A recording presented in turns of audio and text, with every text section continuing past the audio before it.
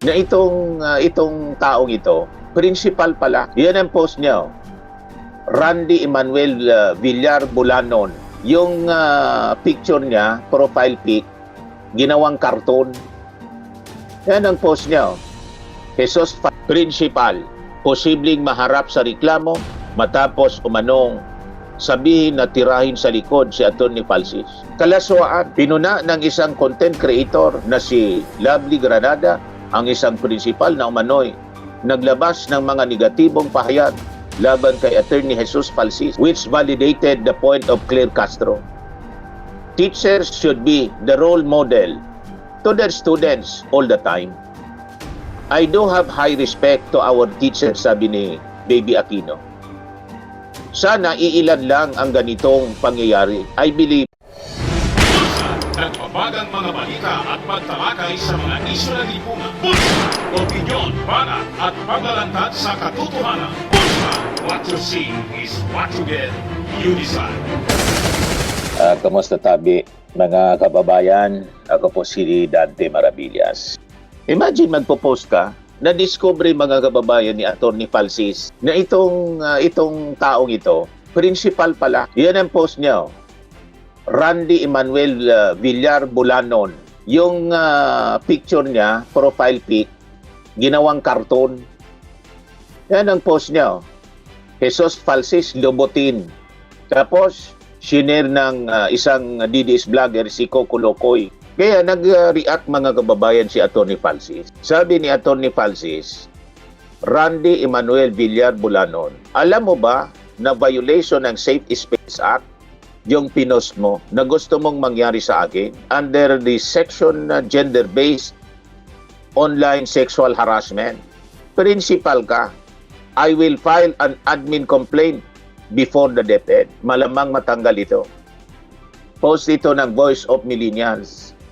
Sabi dito, mga kababayan, ignorance of the law excuses no one.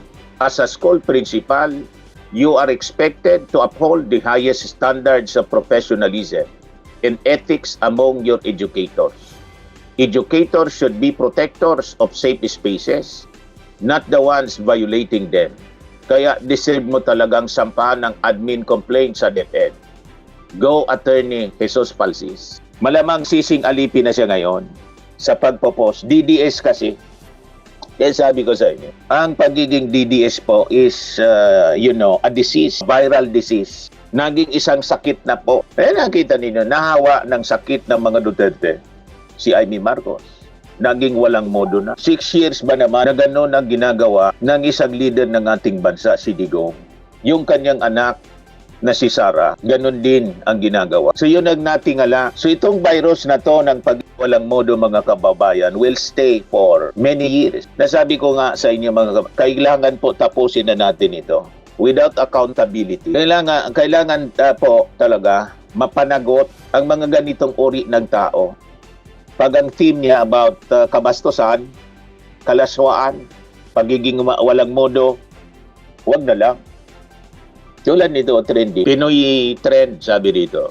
Principal, posibleng maharap sa reklamo matapos umanong sabihin na tirahin sa likod si Atty. Falsis. Kalaswaan, pinuna ng isang content creator na si Lovely Granada ang isang principal na umano'y naglabas ng mga negatibong pahayag laban kay Atty. Jesus Falsis at Akbayan Representative Chel Jukno. Sa nasabing post, pinangalanan ni Granada ang nasabing principal na si Randy Emmanuel Bulanon na kasalukuyang nakabase sa Balintanao, Dimasalang National High School sa Dimasalang, Masbate. Ayon sa ipinakitang larawan ni Granada ay makikita ang mga sinabi umano ni Bulanon laban kay Falsis at Jukno, kung saan ay sinabi nito na tirahin umano sa likod ang abogado at tanggalan ng ngipin ang mambabatas. The kind of principal na ginawaran pa ng award by DepEd matatag. Sa ngayon ay wala pang payag ang Department of Education sa kung ano ang aksyon na kailangan gawin laban kay Bulanon na kasalukuyang naka-deactivate sa social media. So nag-deactivate siya kasi nabas mga kababayan at malamang hindi na niya yun mabawi. Itong na-document na ang pagsisisi po nasa huli.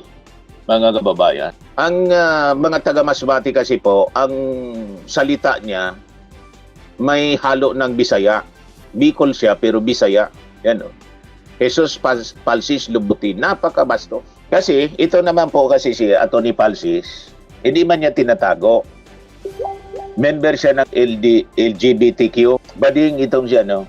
Alam na ninyo kung ang ibig sabihin ng lubutin. Pero hindi ko mo bakla, bastusin mo na. Ano? Pangalan niya, si Randy Emmanuel Villar Bolanon. Malamang hindi na ito makatulog ngayon at baka pinatawag ng kanyang director. Dito yan sa Region 5, yung regional director. Patawag po ninyo. And maybe, na-call na yung attention ng mismong DepEd Secretary, si Secretary Angara. Bala na kayo, alam na ninyo kung anong penalty, administrative penalty yung pwede ninyong i-impose kasi magpa-file ng administrative complaint. Tuluyan na po ninyo kasi dapat matanggal ang ganitong uri na mga guro, principal pa, para hindi na po pamarisa ng iba pa. So nakita ninyo po mga kababayan, hindi lang guro, mismong principal. Bakit? Ito yung natutunan po sa nakaraang presidente at sa kasalukuyang vice-presidente, yung pagiging walang modo. Si Amy Marcos namana yung pagiging walang modo. Dumikit kasi po. Tell me how your friends are. Kaya ko po hindi dumidikit sa mga walang modo. Ito pala, reaction ni Atty. Ace Del Rosario, registered nurse. 11 hours ago. Sabi niya, grabe no, may principal who openly propagates homophobia, body shaming, and discrimination against PWDs. Tapos, nagtataka pa kayo at pumalag sa statement ni Jose Castro, Jose Claire against Sume teachers. Principal na nga, yun o. Makikita nyo, post ito ni Baby Aquino. Hiramin ko muna Baby Aquino, yung post. Ito mga teachers ito, ginawa pang background. Kaya dapat i-identify ito kung sino-sino to. Viral ninyo ito mga kababayan. No? Ginawa pang background ang mga estudyante. Post ni Baby Aquino. O, sabi niya dyan, ito na ba ang tinuturo ng ibang mga guro sa paralan? No wonder we are experiencing education crisis in our country. Mayroon ding isang guro who posted online and went viral because of threatening Claire Castro. Yung nagano na po, si Sene Bautista yata yung pangalan. These are only a few which validated the point of Claire Castro. Teachers should be the role model to their students all the time. I do have high respect to our teachers, sabi ni Baby Aquino. Sana iilan lang ang ganitong pangyayari. I believe there are still many teachers who do their jobs with great pride, excellence, respect, and dedication. Nakakalungkot. Alam niyo kung ano ito. Pakinggan niyo kung ano itinuturo po. At tuwang-tuwa yung mga estudyante niya. Bakit hindi mag-play? Morning everyone! Shout out God! Morning everyone! Shout out God! Pablo Job! Ayan na. Cool! Dina Cool! Agut Kamud! Ping Hermuko! Namaga po Kiko! Nagbabasa ng mga pangalan. Kiko! Mga pan... Foreigner! Sandok po Kiko! Mitong po Kiko! Mikoto Pokiko daw. Kiko! Melawet po Kiko! Tuwang-tuwa yung mga estudyante, oh. Tinuturuan po ng kabastusan. Wala.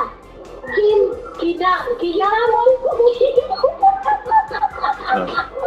Morning everyone. Shout out Dan. Pablo Job. Jack Cool. Dina Cool. Agut Kamud. Ping Hermuko. Namaga po. Puro kabastusan. Nagbabasa siya, mga kababayan. Dali. I-off na natin. Nagbabasa ng mga names, ng mga bastos na pangalan. Mikoto Pokiko, sabi niya. Jakul.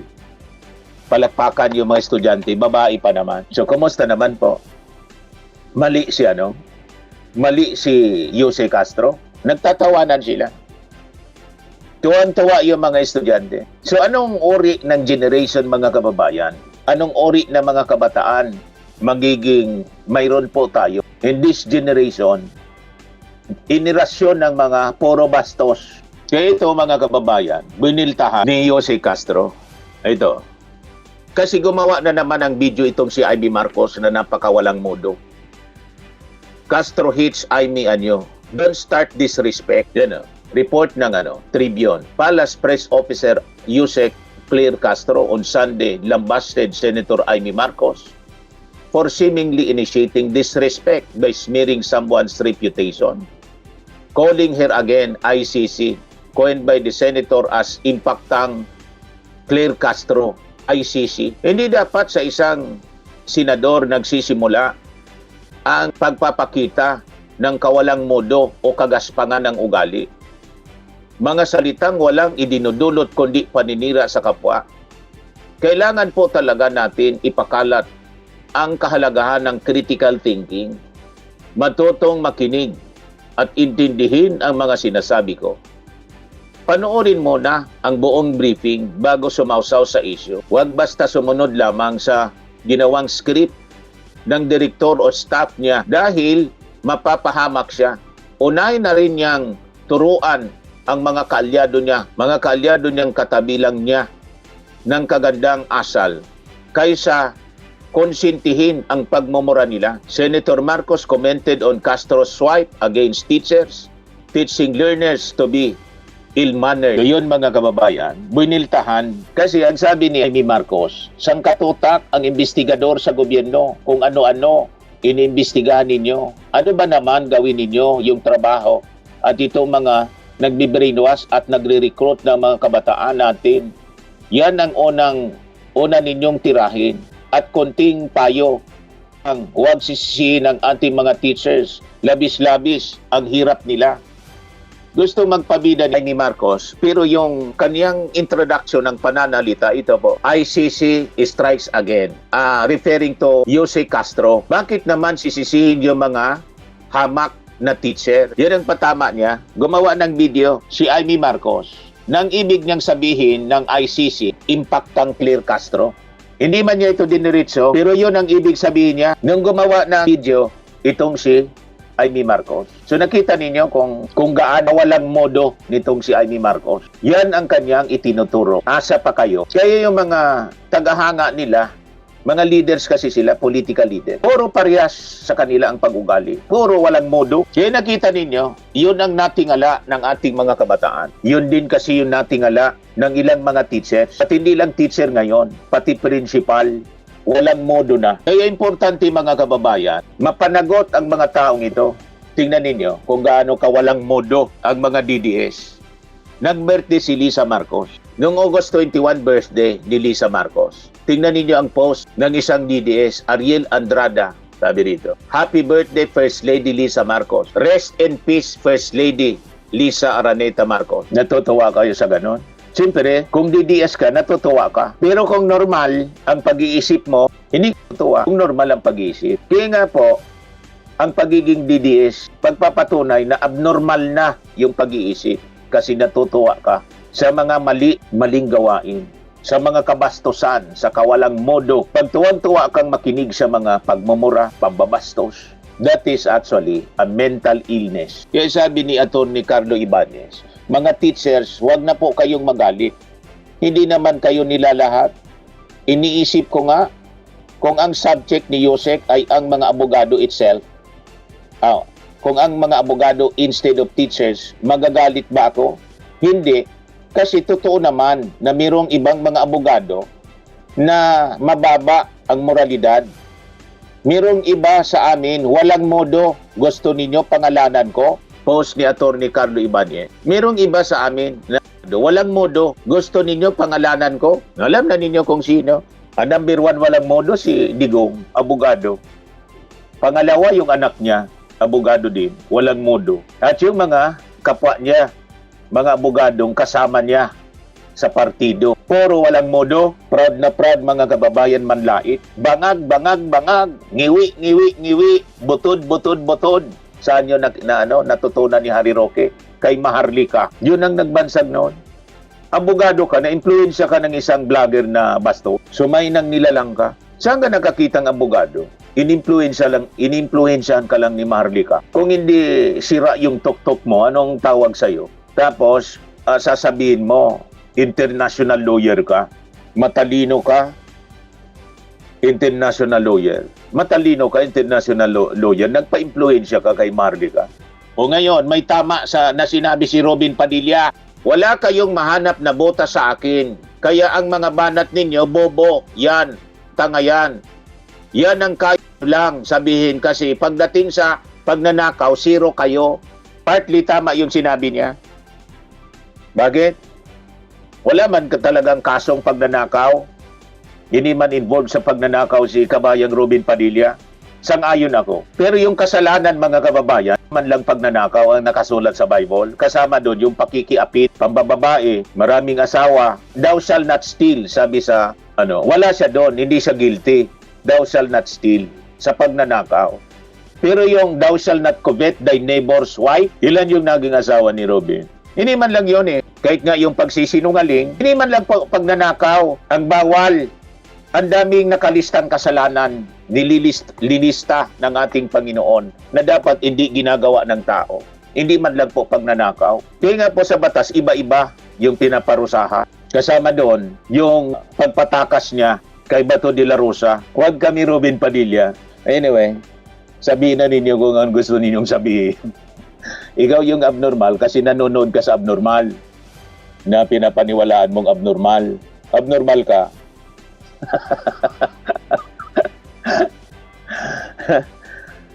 Anyway, yan na lang po mga kababayan. Bye-bye. God bless. Max Firming and Lifting Cream, pinapahid po sa mga pulses in affected area. Mainam po sa paninigas ng mga kaso-kasuan. Ito naman po, Automax Radiant Serum. Sa mukha naman yung application, anti-aging po siya. You will look 10 years younger than your age. Sa mga cancer patients naman po, baka lang gusto ninyo itong itry. Neng siya red mixed fruit drink. Hindi mo po siya gamot, food supplement siya. Kaya lang, gawa siya mga kababayan sa goji berry. Yung goji berry may anti-cancer properties.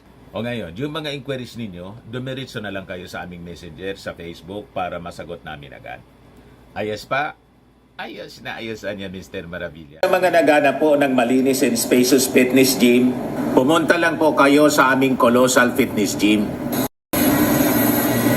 May Grab car rental din po kami. But anyway, ito po pala yung aming bagong product na binibenta online.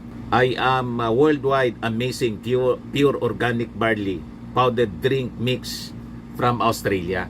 Negosyo to ng aking anak na architect entrepreneur Riz Maravillas. Ayan po. Kontakin na lang po ninyo siya, Riz Maravillas on Facebook. Ang mga health benefits niya, boost immunity, improves digestion, enhance energy levels, pack with antioxidants, prevent cancer. Ito naman po yung bago naming product na binibenta online. Eye Glow Serum, whitening po siya. Tingnan ninyo yung epekto sa aking anak na architect before and now. Yung mga inquiries po ninyo, dumiretso na lang kayo sa kanyang Facebook account, Riz Maravillas.